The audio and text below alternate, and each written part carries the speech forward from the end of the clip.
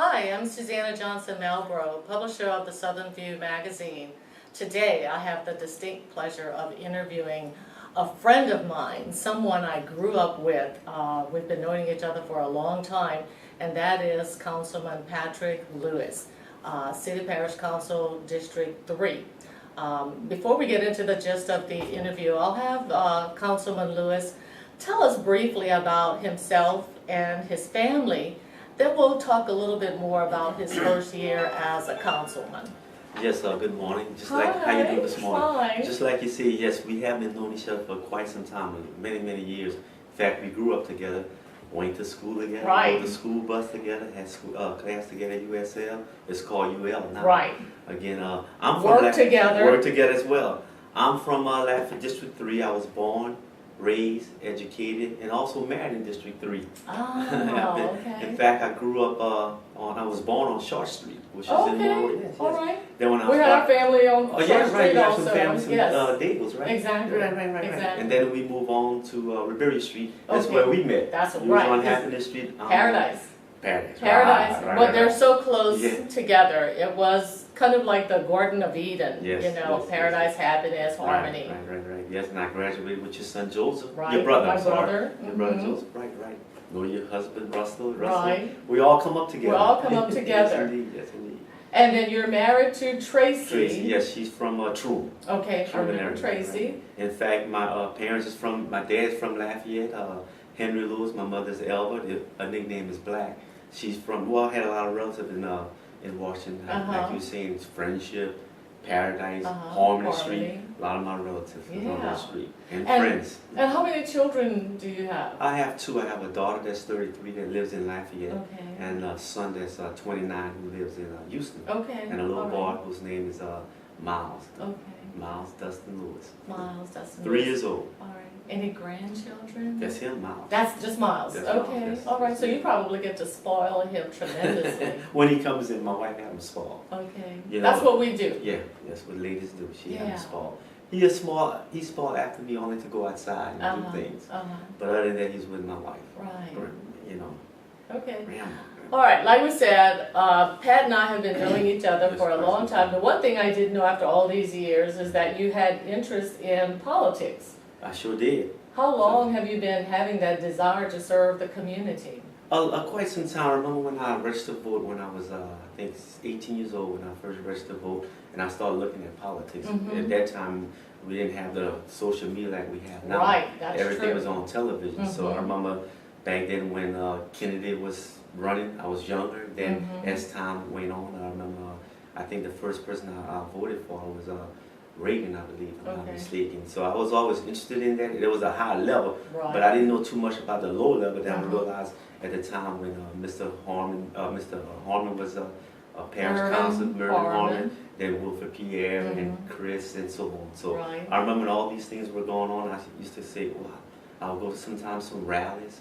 And when you and I worked together in the banking industry. Right, we were in the banking. Yeah, and I remember when people say politics, and I was trying to figure out what is politics, what do they mean? It just sounded good. Because you were already out Yeah, there yeah. helping, getting out and about in the community, Sure. serving it in a different way, just Right. didn't realize, maybe you had those political aspirations. Yeah. I always enjoy helping and working with people. And all my jobs, from the bank to the school system, was working and helping with people. Right. And that was my gift, I can say, and I enjoy it. I'm enjoying what I'm doing right now. Right.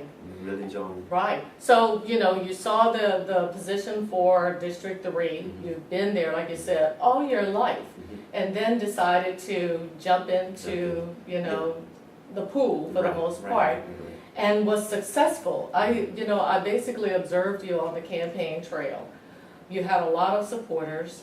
People were out there, oh, we need Pat, we need somebody like Pat. And the residents of District 3 spoke out and supported you wholeheartedly, and I think that's a wonderful thing. I'd like to thank him. I really appreciate that. Again, I'm from 3. A lot of people it's just a coincidence that I knew a lot of people Well, in the of district. course. You're from the district. Yeah, from the district, right. That's what happens. I mean, I'm, unfortunately outside of your district, but my parents still live within the district, so I know when I went to talk to them, we're Yeah. supporting Pat. Well, yeah, You know, brother we're Harold. supporting Yeah. Lewis. Yeah, Yeah. everybody's Yeah. supporting Yeah. Lewis, and Yeah. I think that was one of the Right. things Right. for you having a very successful Yeah. campaign. I think folks looked at you as a person that they could trust, they could count on, and as I observe, you know, your first year, which I know you've had some challenges, but I know you've had a lot of successes. Sure did. Can you share with the viewing audience some of the successes? Well, one of the successes that I really like to brag on is that when I was campaigning, I kept saying that there's a street, it's Hebert Road and Walker Road that was flooded. I know that road. And I remember when my wife and I married over 38 years ago, we couldn't get back from our honeymoon because the street was flooded. Wow. Yeah, and I see that's one thing I want to work on, and I was successful in doing this budget to appropriate $1 million to have improvement in that area. So I would say before this year is over with, it should be pretty much started or completed. Right. Number 2. And then one of the other things I think that helped to contribute to some of the successes is your being engaged with the folks in your community. Sure. Because I remember you did the bus tour. Yes, I did. Yeah. Tell us about the bus tour. Well, the bus tour was very successful. What I did, I brought some key people. When I say key people, like the director of public utilities, the director of environmental, different key people that can make things happen for me to make sure District 3 gets what they deserve. The public works director, he's the person that's in charge of the drainage and so forth. So there's a lot of drainage activity that will be going on shortly in the Monroe area from Uvalde until Madeline Street. I'm trying to get all the drainage redone. That's supposed to happen shortly. And some other drains on Paradise Street, I had some done with some pipeline. Just a little bit, but it was done. I was able to help one of the constituents that he had been trying to get for quite some time, Right. many years, so I was able to get that done for him. And in the Truman area, I did a few things, projects as well, also around St. Antoine Park. There's a lot of areas I was able to get things done in these 9-10 months. Yeah. That I'm very happy that I got done. A lot of people been complaining about grass that need to be cut. Yeah. That hadn't been cut up. I got that done. There's a lot of things that will be happening as time goes. That's why I'm very excited and very happy, is because everyone is willing to work with me.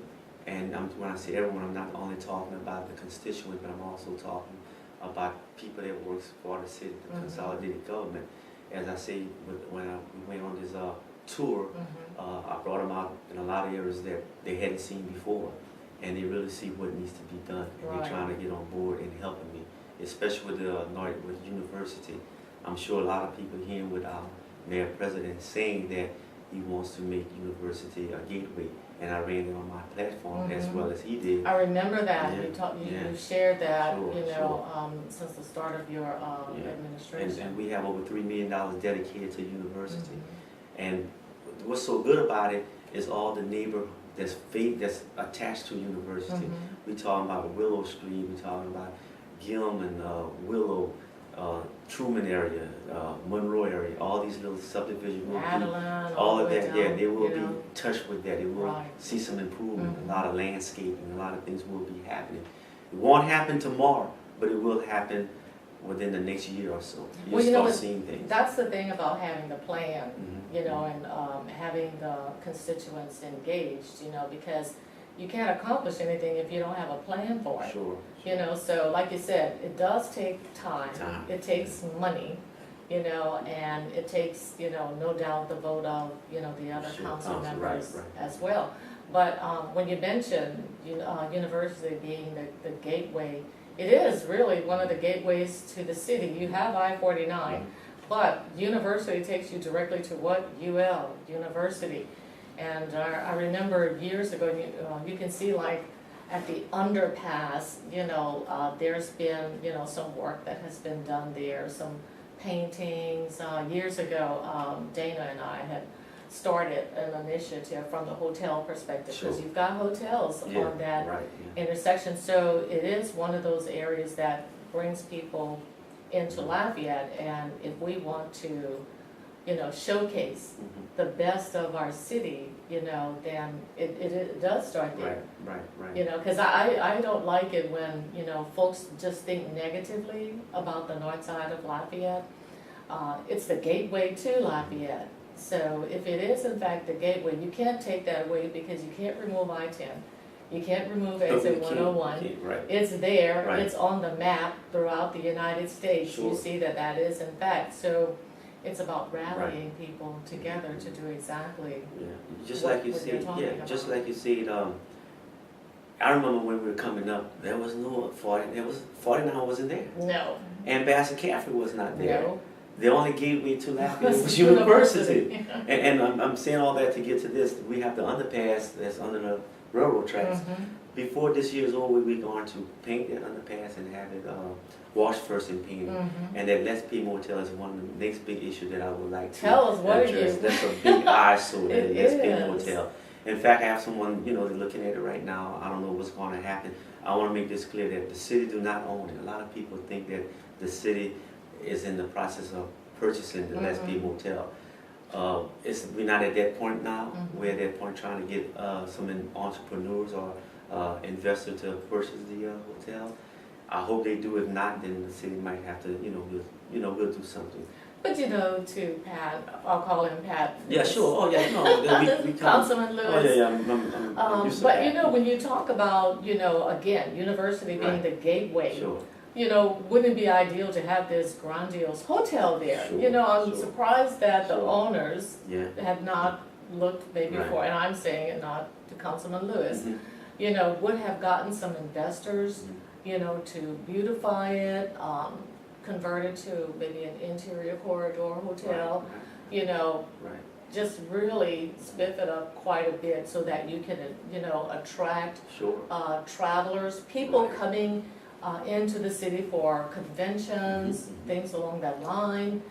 So that's what I would have envisioned for, that particular hotel. It's not impossible. You're right. And I remember way back when in the 60s, I mean, that was the place to be. You had the Jacob Hotel, you had the Pass Theater, you had Toby's. Everyone, you talk about Four Corners, that's where everyone would That's meet. where everyone If would you want to be. go toward Crowley, Texas, right there, the Four Corners, that's what it meant. Yeah. It brings you anywhere in the United States, Right. up north, south, east, and west. Right. That's the Four Corners. But I'm excited about doing something with university. I think it's going to be from Interstate 10 Mhm. all the way till perhaps to university, to the college. Okay. We're going to do a lot of landscaping along Mhm. university. I would like to see sidewalks on both sides. There's a lot of things that I like to see happen, but for sure we will be doing some things, and it will be a big, great improvement. And what's so good about it, all the neighborhoods around there will feel the impact. Will feel the impact. Right, that's what I was going to Yeah. say, just the fact that you said beautifying, that would make the homeowners, Yeah, sure. more Sure. proud, Business owners. Yeah. business owners, Yeah. that would, no doubt Yeah. escalate the value of the property sure. there. Bring tourists back. Bring tourists back. In fact, what's happening now, I heard a realtor told me that when she wants to show her house, I'm saying she because a female realtor told me that she don't pass them on university. I know. Especially coming from out of town, want to bring their kids to UL. She passed them on in Bastrop I-49. Now that's a shame. I shouldn't be saying that. No, but it's I'm true. saying it because I feel bad about that. I'm gonna go a step further, because I used to manage the Red Roof. Okay. That was yeah, at that sure, intersection as right, well. Right. So I got to see a lot of people coming into the city, and I get to talk to Mhm. a lot of folks from out of town. And they were actually told by realtors, that this was like the worst area of town. Wow. So that's the message that's Yeah. being sent. It's kind of hard to dispel that, Yes. to out-of-towners, because that's what people are saying. Mhm. So folks have to understand that if that is in fact the gateway to Mhm. Lafayette, we have to talk positively Sure. about it, we have to beautify it, we have to bring, like you said, the economic development, the improvements and everything, so that when people come into our Yeah. city, Right. every segment of our city is important. Like you say, economic development.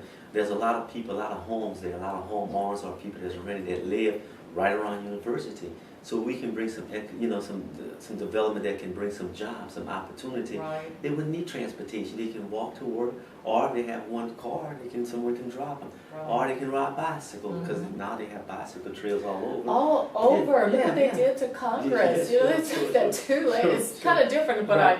I appreciate the fact that I've seen the bikers on the road and, Yeah. you know, they're just, you know, riding their bike, and I thought they probably felt very safe, Right. you know, to know that they didn't have to be like on the curb Right. with a vehicle Yeah. that would probably run Yeah. into them. So we have to transition ourselves Sure. into driving on that 2-lane, you know, and give, you know, the bikers the Yes, respect they that they need, you know, Right. because people that live in that area, Mhm. like you said, they're close to walking That's distance. right. And instead of getting in your car, probably That's right. easier to just Just jump on the go bike, fast, right. which is more, you know, healthy Healthy. for them. Yeah, so you're right about that. And that's why I'm so excited about what's going to happen on university. It's just, you know, you just can't believe how it's going to impact the surrounding neighborhoods, especially once we can bring some economic development to around that area, because there's a lot of vacant commercial property around university.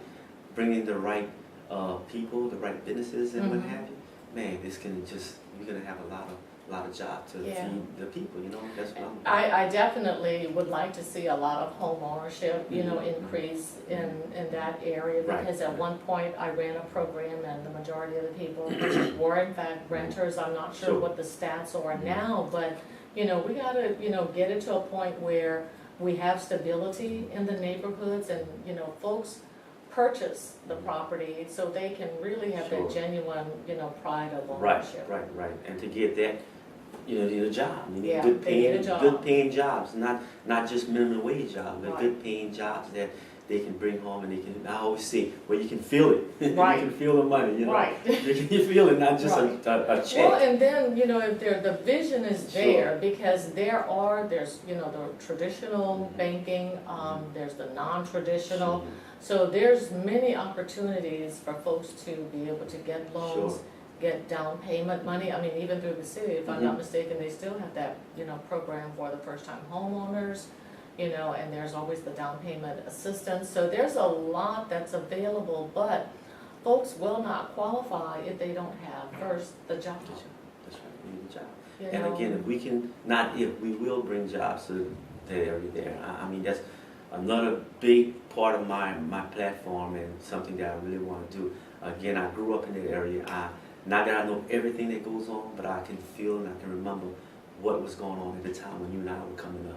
Our parents had jobs, you know. We grew up in a nice neighborhood. It's still nice, you know. It's still nice, Yeah, it's but quiet, it's quiet. Right, you know, right. the people in the neighborhoods Right. at the time Mhm. owned the Own houses. our own homes. We had our right. grocery We store, got remember, three Journeys? of them. And then, Mr. George and Mr. Mr. George. and the Bonnet. and the Bonnets, Right, that's yeah. right, so we had all those Yeah, grocery neighborhood, stores, neighborhoods, right. and I remember when they started closing Yeah, down, yeah. you know, so that took away that, you know, neighborhood Mhm. shopping Right. that, you know, we Right. were able to. Did you end up having to walk to St. Paul's? Sure did. Okay. Yeah, we didn't have a bus. Right. We didn't have a bus. We walked, and in fact, And who sometimes knew?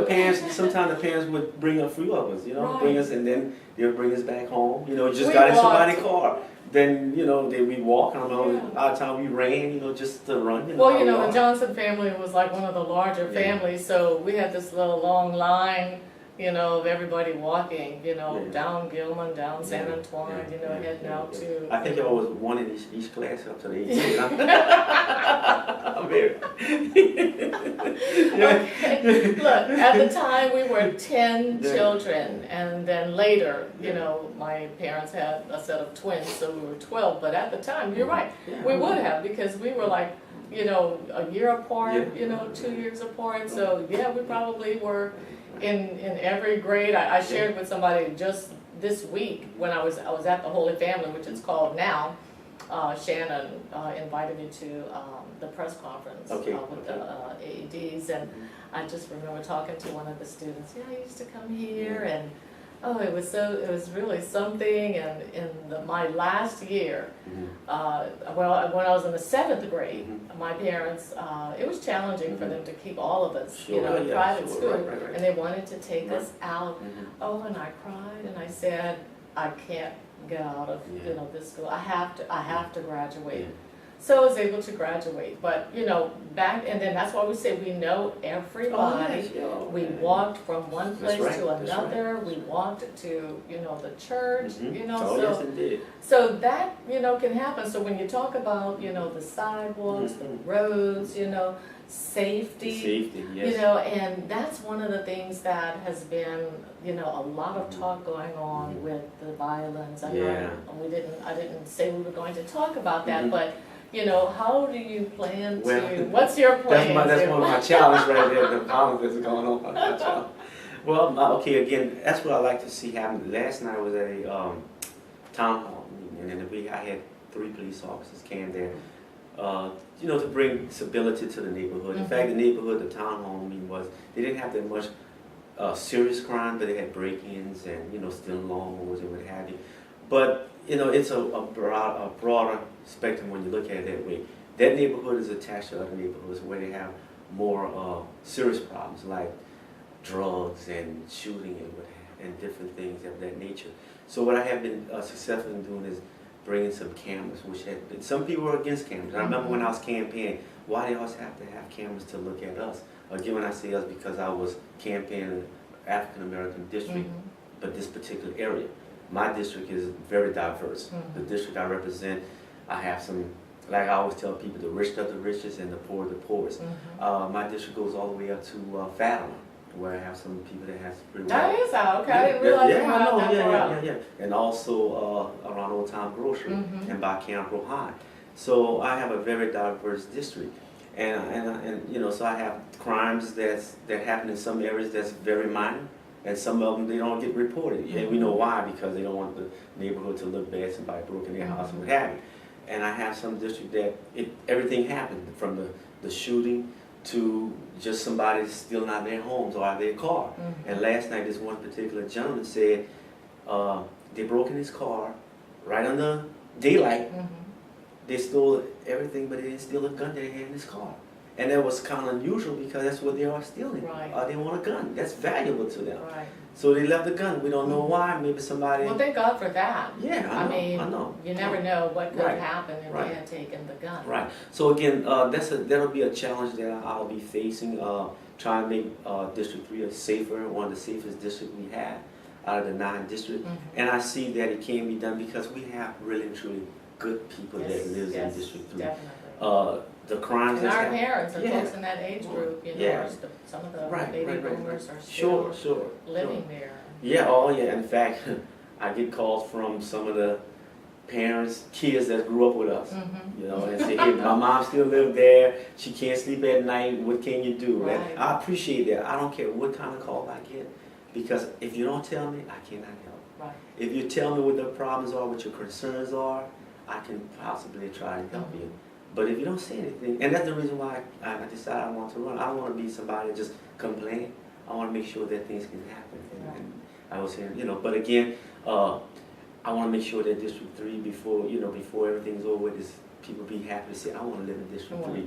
I tell a lot of my friends that's not living in 3, I want to make sure that you say, Pat, I'm coming to 3. You're coming back. You're coming you may have left, you're coming back. But when you were touching on the violence, fortunately for us when we were coming up, we didn't have to worry about that. We left our doors unlocked, windows up, it was safe, everybody knew everybody, everybody trusted everybody.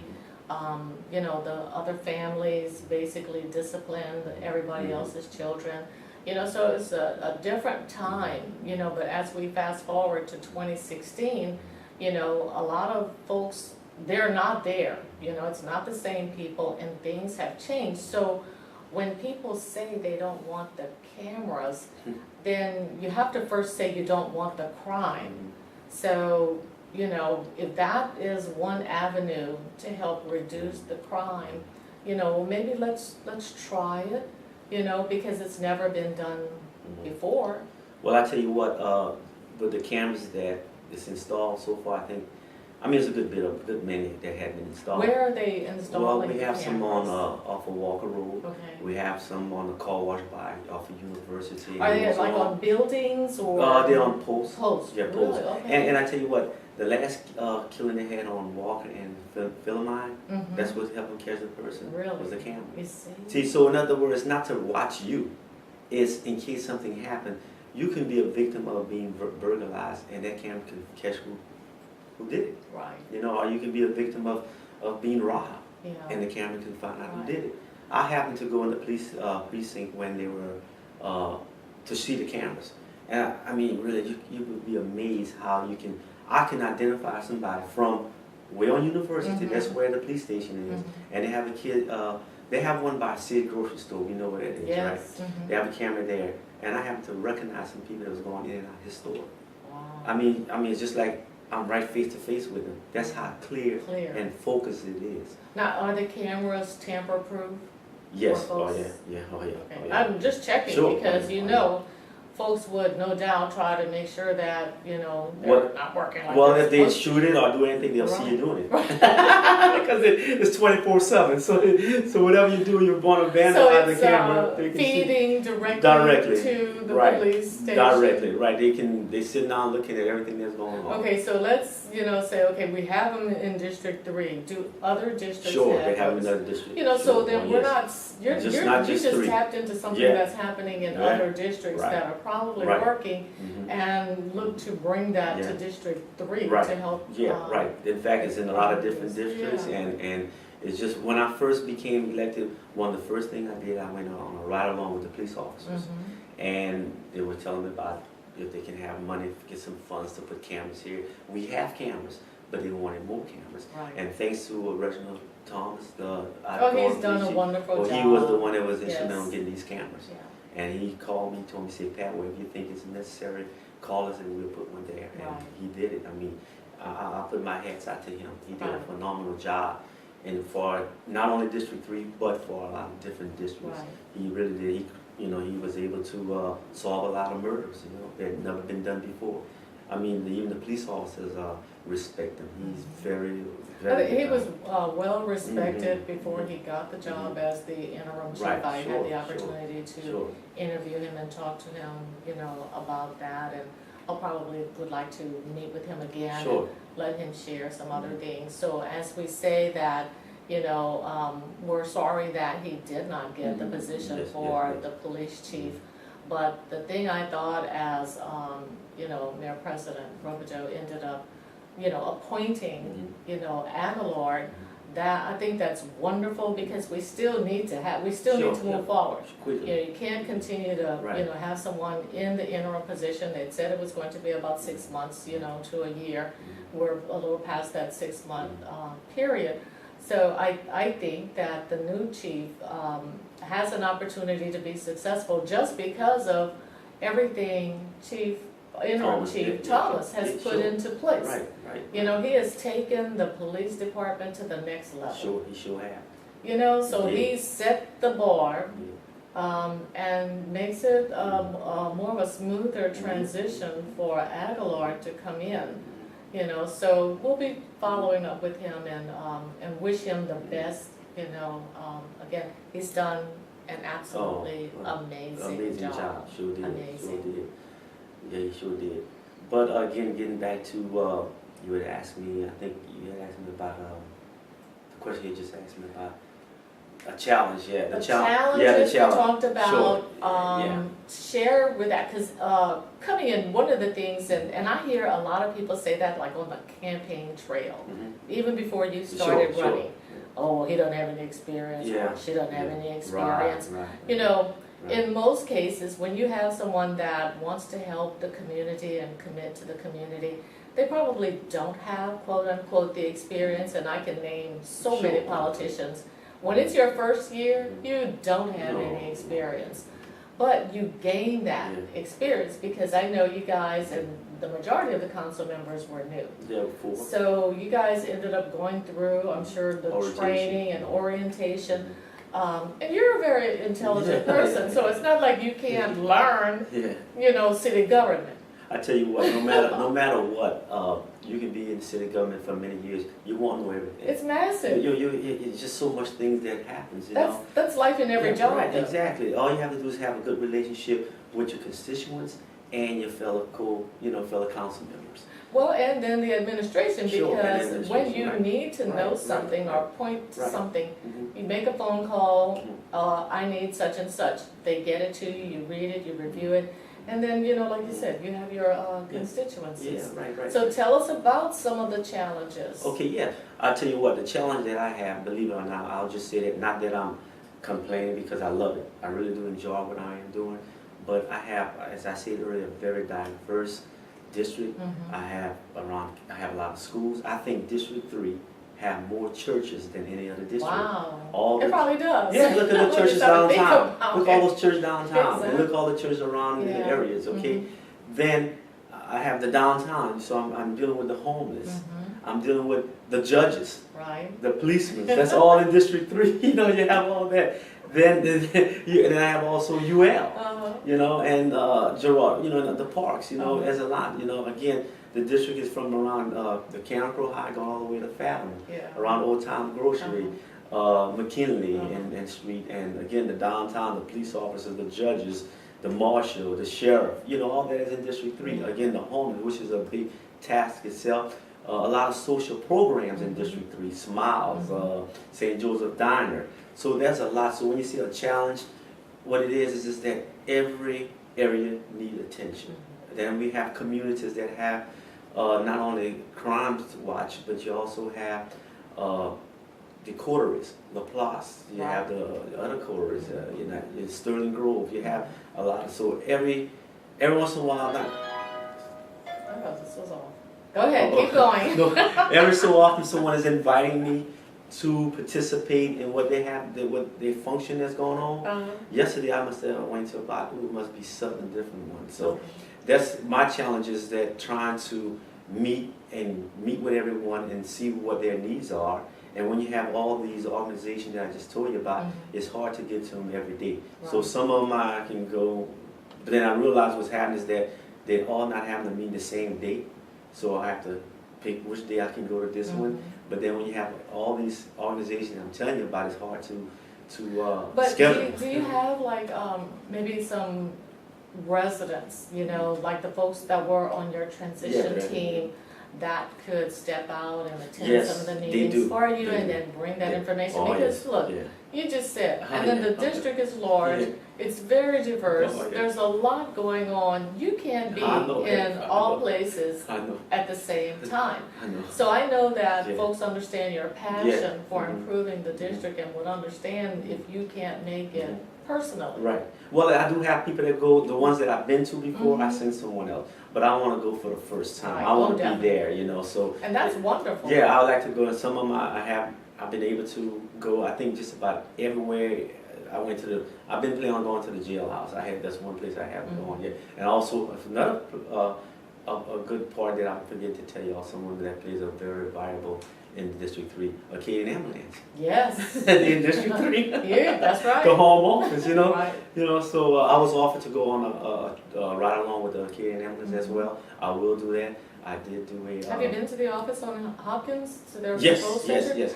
I went there a couple of months ago. It's I haven't been there. I just know where it is, but I haven't been there. Let Clay take you on a tour I know, of that. You will really appreciate it. And actually, it'll help you to appreciate the things that they can hone on into for your particular district and see what's going on and how they connect with, you know, law enforcement, fire department, you know, all those guys are intertwined. It's wonderful. I went in the Lafayette public transit system. I rode the bus. I just rode the bus to talk to people. You know, I'm getting out there. But again, I really would, like you just said about Acadian Ambulance, they invited me to go. I just haven't went there yet. But I've been going to these neighborhoods. I can show you the video. I want to go in person. I want to go in person. I want to go to the jailhouse. You have to experience I went to the new sheriff building. I had a tour there on Willow Street. In fact, I had a town hall meeting there as well. So there's a lot of places that I need to go, that I have been, that I want to go, and I will send some of my, somebody that's working closely with me. Because I have sent some people to different places, but I had been before, so I would like to be the first one to get there. Okay. People have been patient. They understand it's my first year. Well, it's your first year. Yeah, they understand. You can only do so much. Right. And it's not even a whole year yet. Yeah, but I want to do a lot for my constituents. But you definitely want to stay focused, you know, and stay with the plan that you have. Once you start veering off, you may not be able to get back on track. But you said something about the district being so diverse, and there's so many churches, organizations, and everybody's out there. And no doubt, everybody is doing and putting forth the best that they can, for the betterment of District 3. Sure. Have they, maybe considered like a coalition where folks really, the different organizations, the churches, kind of get together and, maybe meet on a quarterly basis, to share what's going on, like the things that are going on with poverty. I'm at Smile now, so I have an opportunity we had this series on poverty. Sure, you attended that. Yeah, sure. Something like that needs to continue, Right. going on, to talk about, the actual numbers. And how do we end up, what's our report on the number of people that, we've graduated from poverty? And we know that that's a, recurring cycle, unfortunately. But it's something that needs to be addressed, and I think if the different organizations, the churches, maybe all came together to work on a concerted effort, could probably make a larger impact. I always say, great that people are doing what they need to do. We can do more Sure. if everybody, get together, put Right. their brains, their ideas and all together and focus on one plan and start to prioritize so that you can make an impact. At the end of the day, it's about making an impact, and it's not about, well, we're going to do this, we're going to do that, we're going to do that, but then you end up missing. You're right. You end up missing, maybe the most important segment of what needs to happen. Because as you're talking about economic development, well, how do you address the poverty? Because some folks can't even get into, getting a job, getting out of poverty, taking care of their family, and just, every day, their daily needs.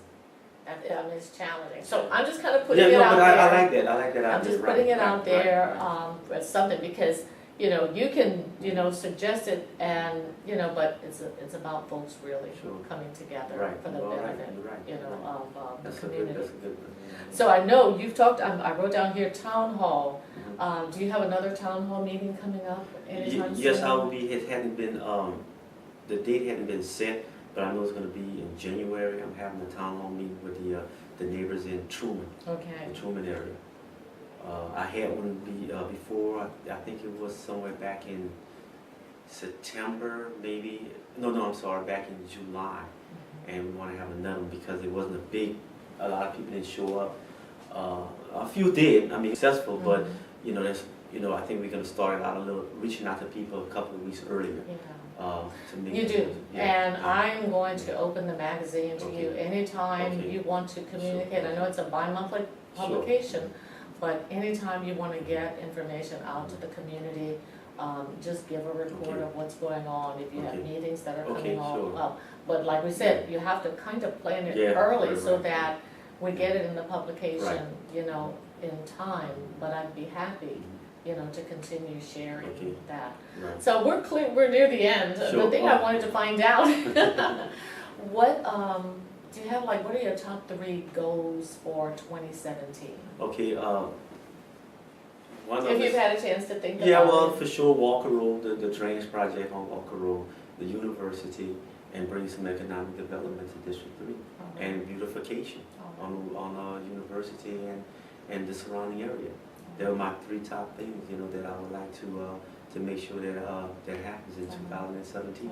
Have you already shared that with, the constituents? A few of the constituents I have not as a whole, but I'm You planning on have sending. now. Yeah, I did. I'm planning on doing a newsletter and what have you. And I'm grateful that you reached out to me for this. I really appreciate that, and they give opportunity for my constituents and the people that's reading the magazine too. And then one can read, but then by the time might reach out 100 people. So if you have. Well, I usually say, because I'm still distributing, online, from the first issue back in 2010. I tell people it doesn't expire.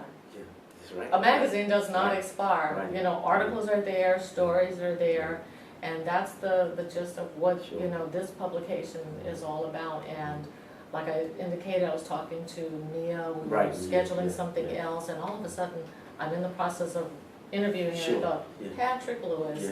Councilman Yeah. Patrick Lewis has had such an amazing first year, and I thought it would be an opportune time, you know, for you to have an opportunity to share that, you know, with your constituents, you know, share that with the people in the community, because the community as a whole Right. needs to know Know, what's right, happening right. in District Right, Three. right. And, you know, you've just done such an Thank amazing you, thank you. job, and your passion, you know, shows, and you're like the epitome of a council person, Yeah. of a council representative, you know, because you are a leader of our community. And folks need to know that you're focused, you're passionate, you're Sure. driven, you know, and you'll continue to succeed. I'm very passionate, and I just like to let people know that whenever you need, just call.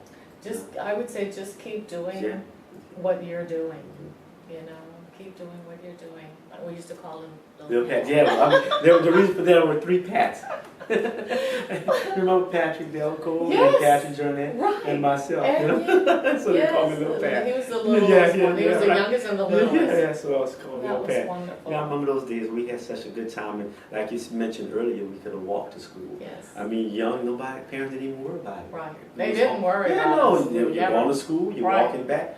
That was the deal, you know, Yeah. no problem. No, we didn't have any school You'll buses get it till all back. the end. You'll Yeah, you'll yes, get it indeed, back to yes. that. It takes a little time, but you'll get it Yeah. back. Oh, yeah, it was a pleasure. Well, thank you so Thank much you. for the interview. Yeah. Again, this has been another interview by the Southern View Magazine. This will be for the December issue. It will be available online. The video will be available on YouTube, and we'll have the article transcribed for the magazine as well. I'll give Councilman Lewis an opportunity to give some closing comments again. Okay. Thank Well, you thank so you much. for having me. Thank you. I'd like to close by saying that when I was campaigning, I did mention that the seat is not for me, it's for you. All I am is your eyes, your ears, and your voice.